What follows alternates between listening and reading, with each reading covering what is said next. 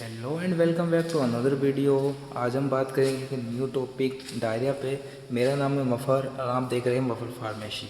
तो चलिए शुरू करते हैं इस वीडियो को।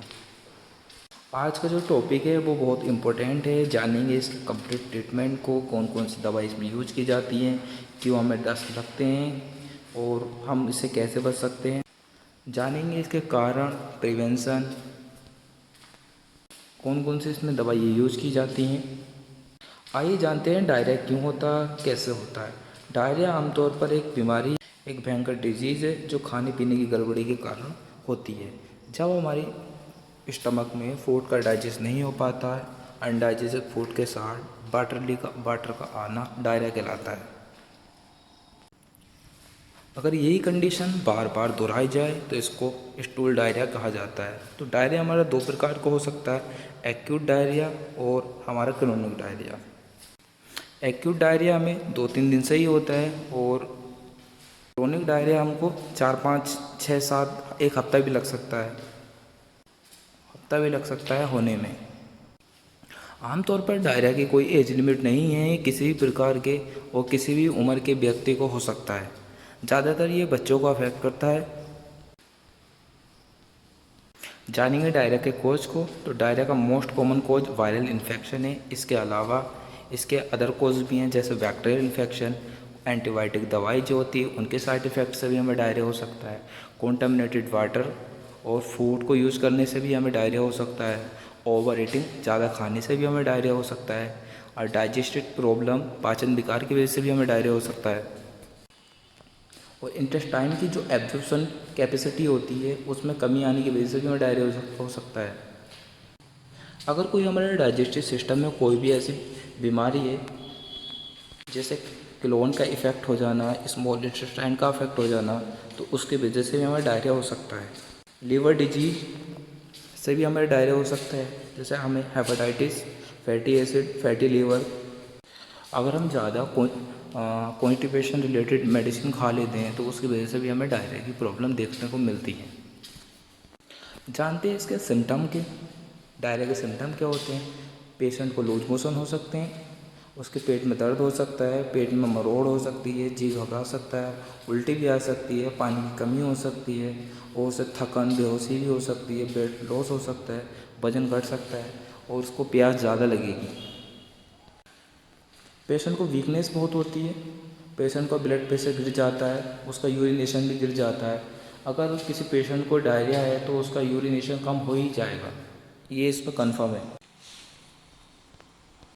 डायरिया के इंस्ट्रक्शन, निर्देश क्या है कि अगर डायरिया है तो उसको माँ का दूध नहीं पिलाना चाहिए बेबी को। उसको हमें ORS देना चाहिए। उसमें फर्स्ट टाइम है उसको हम फ्लूइड दे सकते हैं ज़्यादा से ज़्यादा। टैबलेट, जिंक की जितनी भी टैबलेट रिलेटेड टैबलेट होती है उसको दे सकते हैं हम। और जो पेशेंट जिसको डायरिया हुआ उसको इमीडिएटली हमें हॉस्पिटलाइज करना चाहिए। ये इसका। आइए जानते हैं इसके ट्रीटमेंट को। हम कौन कौन से मेडिसिन हम इसमें यूज़ करते हैं।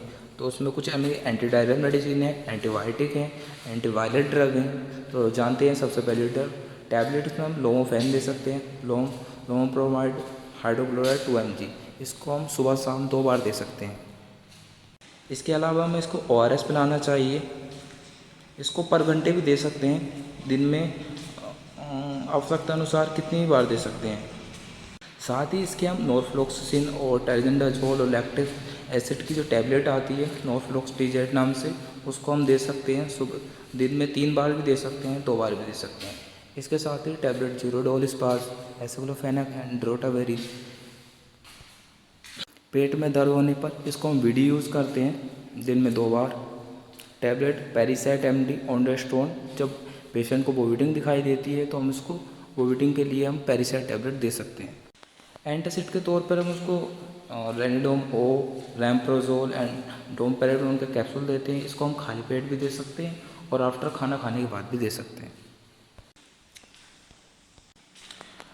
कॉन्स्टिपेशन के डायरिया के पेशेंट में पानी की एब्जॉर्प्शन हेतु के लिए उसको हम रेसिकाडोटिल जो 100 mg का हमारा कैप्सूल आता है उसको हम दे सकते हैं। उसको हम दिन में 3 बार दे सकते हैं, जिससे क्या होगा, हमारे डिहाइड्रेशन की जो प्रॉब्लम है वो ठीक हो जाएगी, हमारा पेशेंट कम्प्लीटली ठीक हो जाएगा। इसके साथ ही हमारे कुछ एंटीबायोटिक है, जैसे जेंटामाइसिन, हम उसको जेंटामाइसिन दे सकते हैं, उसको आईवी भी दे सकते हैं और आईएम भी दे सकते हैं। इसके साथ ही इंजेक्शन एमिकासिन, उसको हम आईवी भी दे सकते हैं और आईएम भी दे सकते हैं। अगर डायरिया के पेशेंट के पेट में दर्द है तो उसके साथ हम उसको डाइक्लोफेनिक इंजेक्शन और डाइसाइक्लोमिन हाइड्रोक्लोराइड का इंजेक्शन ज़रूरत होने पर दे सकते हैं। इसके साथ ही हम फ्लूइड लॉस होने के लिए हम उसको इंजेक्शन एनएस दे सकते हैं। ब्लड प्रेशर गिर जाता है पेशेंट का तो उसके लिए हम उसको एनएस, आरएल, डीएनएस, डी5, जितने भी हमारे इलेक्ट्रॉल रिलेटिव जो मेडिसिन होती है हम उसको आईवी दे सकते हैं। साथ ही इसके साथ हम एंटीबायोटिक दे सकते हैं, जिसको मेट्रोनिडाज़ोल, उसको हम आईवी दे सकते हैं, और ये टैबलेट के रूप में भी हम उसको दे सकते हैं। साथ ही इसके एक अदर हमारी एंटीबायोटिक है सिप्रोफ्लॉक्सासिन, इसको हम 100 ml सिरप मार्ग में रोज़ाना 1 दे सकते हैं।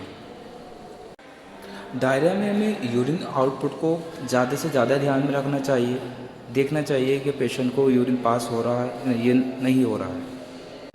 नोट: डायरिया में फ्लूइड लॉस होने पर ज़्यादा से ज़्यादा ब्लड प्रेशर गिर जाता है, जिसके लिए हम इंजेक्शन D5 अथवा D10 का उपयोग नहीं करना चाहिए।